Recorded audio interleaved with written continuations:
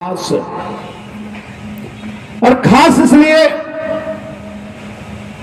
कि आपके सामने दो छाया चित्र हैं, एक शहीद आजम भगत सिंह का, दूसरा बाबा साहब डॉक्टर भीमराव अंबेडकर का, जिनके संघर्ष और बलिदान के बुनियादी पे आज इस देश का परचम लहरा रहा है, जिन्होंने अपना बलिदान दिया। सोचिए, भगत सिंह जी का जब फांसी हुआ 23 साल का उनका उम्र था।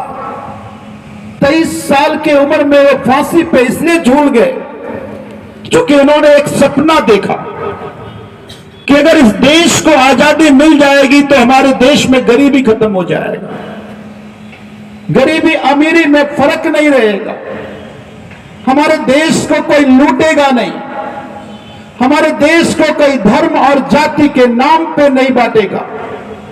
और उन्हें लगा कि ये लड़ाई और पूरे देश में जागरूकता तब तक नहीं आएगी जब तक हम फांसी के फंदे तक नहीं पहुंचेंगे। समझिए, 22 साल, 21 साल, 20 साल में भगत सिंह जब अंग्रेजों के सामने आते थे, जब अंग्रेजों के न्यायालय में जाते थे, तो अंग्रेजों के उस न्यायालय में किसी के पास जवाब नहीं होता था कि उनके बात का उत्तर दे पाए। जब उनकी फांसी हो रही थी, फांसी होने से कुछ घंटे पहले वो बड़े क्रांतिकारी को पढ़ रहे थे। जब फांसी के लिए बुलाया तो कहा कुछ देर रुक जाओ। एक क्रांतिकारी दूसरे क्रांतिकारी से बात कर रहा है, बात पूरी होने तो फिर फांसी पर जाएंगे। समझिए, जिसको चंद लम्हे बाद फांसी होना है, उसके अंदर का जज्बात को समझिए। फांसी के फंदे पर ये सोच कर टक गए। अभी गाने बज रहे थे कि मेरा रंग दे बसंती चोला, मेरा रंग दे बसंती चोला। इसी गानों के साथ इस नौजवान ने फांसी के फंदों पर लटक कर अपनी शहादत दी। सोचिए, उनके अंदर, जब वो, मैं बार बार कह रहा हूं, जब क्या सोच रहा होगा। वो अंग्रेजों के शोषण से परेशान थे, अंग्रेज के लूट से परेशान थे। अंग्रेज जो जाति के नाम पर, धर्म के नाम पर देश को बांट रहा था, उससे आहत थे, तो देश को जगाना चाहते थे।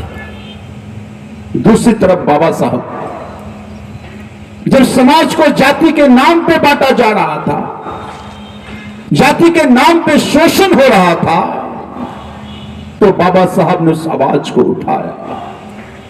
और जब बाबा साहब ने संविधान को रचा, आज इस देश में जहां कहीं भी हम खड़े हैं, उस संविधान का बहुत बड़ा योगदान है। लेकिन फिर हम अब आकलन भी आज करते हैं कि इस देश के संविधान के लागू हुए 74 साल हो गए। इस देश के आजादी मिले हुए 76 साल हो गए। अंग्रेजों से तो आजादी मिल गई, अंग्रेज तो चले गए, लेकिन 75 साल बाद जब यहां बैठ के हम सब लोग चर्चा कर रहे हैं, तो दिल पर हाथ रखकर बताइए,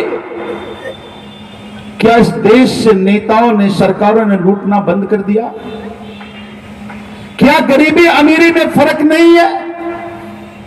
जो आजादी के समय गरीबी अमीरी का अंतर था, वो अंतर और बढ़ गया। गरीब और गरीब हो गए, अमीर और अमीर हो गया। दिल पर रखकर हाथ ये बताइए, क्या नेता आज भी धर्म के नाम पर लोगों को नहीं लड़ा रहे? क्या वो जाति के नाम पर समाज में नहीं लड़ा रहे? क्या धर्म और जाति के नाम पर समाज में घृणा नहीं फैला रहे?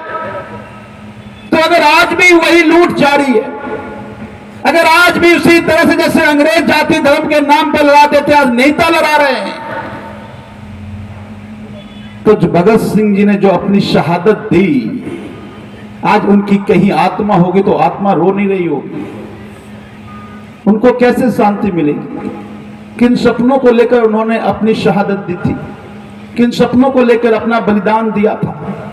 और अगर आज भी उसी तरह की लूट, आज भी उसी तरह के समाज में घृणा, आज भी उसी तरह से गरीबों का शोषण चल रहा है, तो फिर हमारी और आपकी जिम्मेदारी क्या है? चुपचाप बैठे और सहते रहे? हमारे पूर्वजों ने अंग्रेजों को यहां से भगाया, जिनका सूरज कभी नहीं डूबता था। भगाने के बाद उस सत्ता में आए, उससे बड़े लुटेरे निकल गए, तो फिर हम शांत कैसे बैठ सकते हैं? तो इसलिए मैं आपको कहने आया, मैं इसलिए बोल रहा हूं कि मैं जिंदा हूं। किसी गूंगे की कहानी और इतिहास कोई नहीं लिखता। तो अब ये वक्त आ गया है बोलने का, अब ये वक्त आ गया है इन लुटेरों के खिलाफ बगावत करने का। अब वक्त आ गया है कि जिन सपनों को लेकर इन्होंने अपनी शहादत दी, उन सपनों को साकार करने का। क्योंकि इनके संघर्षों, इनके बलिदान, इनके शहादत के बाद सबसे बड़ा अधिकार आप सबको, हम सबको मिला। वो अधिकार था वोट डालने का, वो अधिकार था कि अपने मुताबिक सरकार को चुनने का, वो अधिकार था कि अगर कोई गलत करे तो उसको सत्ता से घसीट कर नीचे उखाड़ फेंक कर लाने का। लेकिन कई बार हम उस अधिकारों को लेकर जागरूक नहीं हुए। हम नहीं समझ पाए कि हमारे इस अधिकार का महत्व क्या है।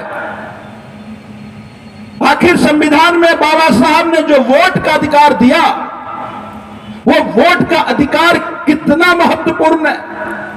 और उसका परिणाम यह हुआ कि जितनी भी सरकारें, जितनी भी पार्टियां आई, किसी पार्टी ने यह नहीं कहा कि हमारे देश से गरीबी कैसे खत्म होगी, हमारा गरीब कैसे अमीर बनेगा, हमारा गरीब कैसे आगे बढ़ेगा। सभी पार्टियों ने क्या किया कि हमारे अपने ही देश की जनता को भीड़ बना दिया। किसी ने जाति के नाम पर भीड़ बनाया, किसी ने धर्म के नाम पर भीड़ बनाया, किसी ने समुदाय के नाम पर भीड़ बनाया। और जब वो भीड़ बन गया तो उनके लिए बड़ा आसान हो गया। अब चुनाव का वक्त आ गया, आज धर्मों के नाम पे लड़ाई शुरू हो गई। कह गया धर्म खतरे में है, अब धर्म बचाने चल दिए। किसी ने कहा जाति खतरे में है, जाति बचाने चल दिए। किसी ने कहा समुदाय खतरे में है, समुदाय बचाने चल दिए। फिर आपने नहीं पूछा कि मेरे बच्चों के रोजगार का क्या होगा, हमारे बच्चों की पढ़ाई का क्या होगा, हमारे बच्चों के इलाज का क्या होगा। ये सवाल जनता ना पूछे, इसीलिए समाज को अलग अलग तरह से भीड़ बनाकर रख दिया।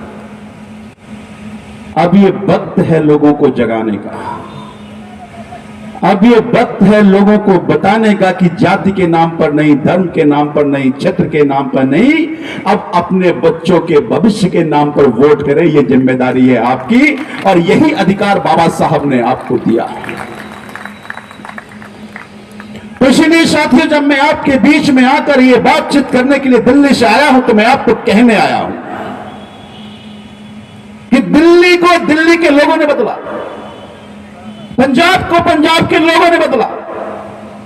दिल्ली में दिल्ली की जनता ने आम आदमी पार्टी की सरकार बनाई, और अगर दिल्ली में दिल्ली की जनता ने आम आदमी पार्टी की सरकार बनाई, तो आज दिल्ली के गरीब से गरीब बच्चों को अमीर बच्चों से बेहतर शिक्षा मिल रहा है।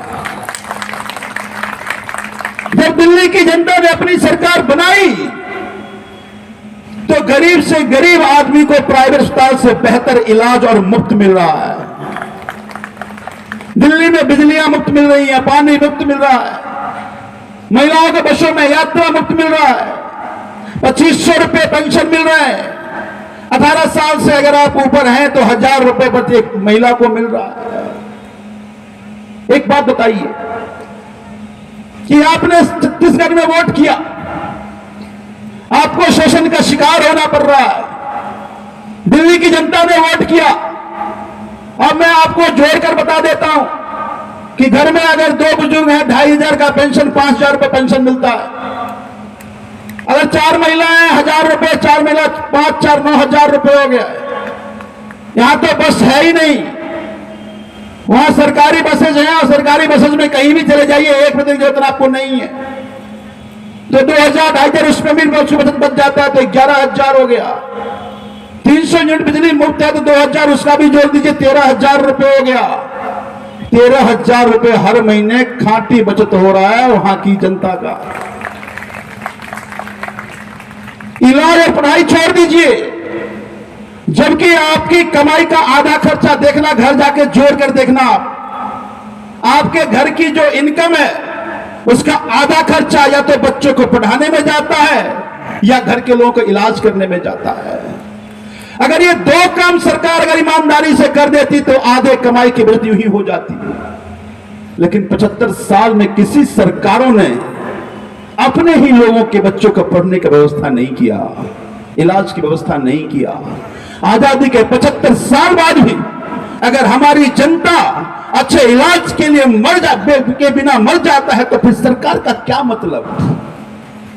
अगर आप गरीब हैं, आपके बच्चों को अच्छी पढ़ाई नहीं मिलेगी तो फिर ऐसी सरकार का क्या मतलब। एक बात बताइए, आपके कई बार मान लेते हैं कि नहीं हमारी गरीबी हमारी बदकिस्मती है, हमारा किस्मत खराब है, हम गरीब हो गए। नहीं, आप इसलिए गरीब हैं क्योंकि सारी सरकारों ने साजिश करके आपको गरीब बनाकर रखा, आप गरीब रह गए। गरीबी विरासत में मिली कि अगर आप गरीब हैं तो आपके बच्चे गरीब होंगे। आपके पिताजी गरीब थे क्योंकि तो आप गरीब हैं, आप गरीब हैं तो आपके बच्चे गरीब होंगे। विरासत में गरीबी मिल रही है। तो अगर ये विरासत में गरीबी मिल रही है तो फिर सरकार का क्या काम। जब मैं कह रहा हूं कि सरकारों ने साजिश रचा तो मैं इसलिए कह रहा हूं कि अगर आपके पिताजी गरीब थे, अगर उनके बच्चों की नौकरी की जिम्मेदारी सरकार ले ली होती, आपकी अच्छी पढ़ाई की जिम्मेदारी सरकार ले ली होती, आपके घर में कोई बीमार पड़े तो आपको पैसे की बिना इलाज ना हो, ऐसा नहीं होता, इलाज की जिम्मेदारी सरकार ले ली होती तो शायद आप गरीब नहीं होते और फिर आपके बच्चों को गरीबी का शक्ल नहीं देखना पड़ता। तो चूंकि सरकारों ने साजिश रचा और वो सरकार आपके वोट से बना, आपके वोट से जो सरकार बना वो आपके खिलाफ ही साजिश किया, खुद तो अमीर बन गए उद्योगपति के साथ मिलकर, लेकिन आपको कोई नहीं पूछा। आपके वोट से बने हुए सरकारें चुनाव के वक्त में फिर आपकी गरीबी की बात नहीं कर रही है, आपको जाति याद दिला रहा है, आपको धर्म याद दिला रहा है। समझिए ये जाति या धर्म का याद उनको क्यों आता है। अगर काम करते तो काम की बात करते। दिल्ली में तीसरी बार सरकार बनी है हमारी, अरविंद केजरीवाल चुनाव लड़ रहे थे 2020 में। अरविंद जी ने कहा कि अगर हमने आपके बच्चों के लिए अच्छा स्कूल बनाया हो तो वोट करना, अगर आपने हमने अच्छा अस्पताल बनाया हो तो वोट करना, बिजली मुफ्त दिया हो तो वोट करना, पानी मुफ्त दिया हो तो वोट करना, रोजगार के अवसर दिए हो तो वोट करना। दिल्ली की जनता ने एकजुट होकर वोट किया। तो जो काम किया होगा वो काम गिनाएगा, जो काम नहीं किया होगा उसी वही कहेगा भाई मैं तेरे जाति का हूं वोट कर दो, मैं तेरे धर्म का हूं वोट कर दो। तो कोई भी जाति धर्म की बात करने आए समझिए सबसे बड़ा नकारा है वो। ये जाति धर्म के नाम पर नफरत फैलाने वाले मगरमच्छों से समाज को बचाना, ये भी जिम्मेदारी आपको लेकर आना चाहिए। आप चाहते हैं कि अब गरीबों का शोषण ना हो। अगर आप ये चाहते हैं कि जो गरीबी का दंश आपने झेला है आपके बच्चे ना झेले, तो आपको ये जिम्मेदारी लेनी पड़ेगी। ये मैं कहने आया हूं, कोई आम चुनाव की तैयारी नहीं है। छत्तीसगढ़ को बचाने की ये लड़ाई है। इस लड़ाई का अगुवा आप बने, ये मैं दिल्ली से चलकर आपको यहां कहने आया हूं। फिर मैं बाबा साहब की याद दिलाऊंगा मैं आपको। बाबा साहब ने संविधान लिखा, बाबा साहब ने संविधान में यह कहा कि अगर आप गरीब हैं तो आपके बच्चों की पढ़ाने की जिम्मेदारी सरकार की होगी। अगर आप गरीब हैं तो आपके घर के लोग इलाज की जिम्मेदारी सरकार की होगी। अगर आप गरीब हैं तो आपके बच्चों की रोजगार की जिम्मेदारी सरकार की होगी। ये बाबा साहब ने संविधान में लिखा। 74 साल हो गए गणतंत्र हुए संविधान को लागू हुए, किसी सरकारों ने बाबा साहब के उन सपनों को साकार नहीं किया। हाँ, लेकिन मुझे गर्व है जिस पार्टी का मैं हिस्सा हूं वो पार्टी दिल्ली में, अगर आप गरीब हैं तो आपके बच्चों की पढ़ाने की जिम्मेदारी ले रही है। अगर आप गरीब हैं तो आपके बच्चों के, आपके परिवार के लोगों को अच्छे इलाज की जिम्मेदारी ले रही है। सरकार आपके घर में इतने पैसे दे रही है क्योंकि आज सब गरीबी की दंश से बाहर निकल पाए। तो आजादी के 75 साल बाद ही सही कोई सरकार तो आया जो बाबा साहब के उन सपनों को साकार दिल्ली में, पंजाब में कर रहा है। वो सपने साकार छत्तीसगढ़ में भी हो, ये जिम्मेदारी आप सब ले, ये मैं कहने आया हूं दिल्ली से चलकर आपके बीच। 22 साल हो गए राज्य के बने हुए। 22 साल पहले जब ये राज्य बनाने की संघर्ष चल रहा था तो लोगों ने ये कहा कि अगर छत्तीसगढ़ राज्य बन जाएगा तो विकास हर कोने तक पहुंच जाएगा, किसी तरह जल जंगल जमीन हमारे बच जाएंगे। 22 साल राज बने हुए हो गए। 22 साल में सबसे ज्यादा संसाधन की लूट इस 22 साल में इन दोनों पार्टियों ने मिलकर के किया है। तो अगर यहां की संसाधन की लूट हो रही है, मैं सरगुजा में था, मैं जसपुर से रायगढ़ आ रहा था, 200 किलोमीटर की जर्नी मुझे 9 घंटे में करने पड़े। 9 घंटे में यात्रा करके मैं जसपुर से रायगढ़ पहुंचा।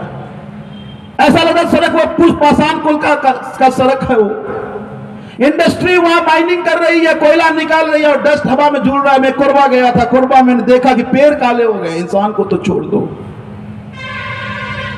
जो पेड़ कार्बन डाइऑक्साइड लेकर के ऑक्सीजन छोड़ता है, जिस ऑक्सीजन को हम लेते हैं वो पेड़ करा रहा है आज। तो जो हमें सांस देता है अगर वो करा रहा है तो आपका सांस कैसे सुरक्षित होगा।